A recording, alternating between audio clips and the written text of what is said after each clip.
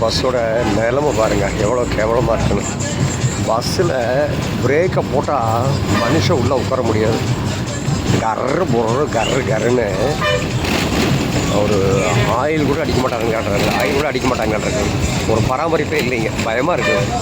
ஆனால் பொறுமையாக ஓட்டுறாங்க. அவங்க டிரைவர் கண்டக்டரை பாராட்டுறாங்க. ஆனால் பஸ்ஸோட நிலைமை மகா கத்திரகுளம்.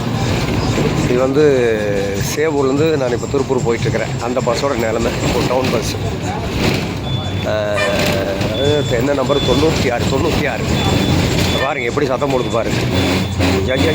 ஐயோ இதுக்கு மரண தண்டனை கொடுத்துடலாம் மாட்டிருக்கு.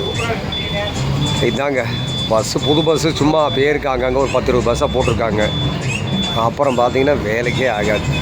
ராவி என்று தான் இந்த நிலைமை மாறுமோ. ஆண்டவன் தான் இன்றைக்கி காப்பாற்றணும் தமிழக மக்களை. எல்லாமே அவுட்டு, எல்லாம் போச்சு. எல்லா துறையும் பால்பட்டு போச்சு, சீர்கிட்டு போச்சு.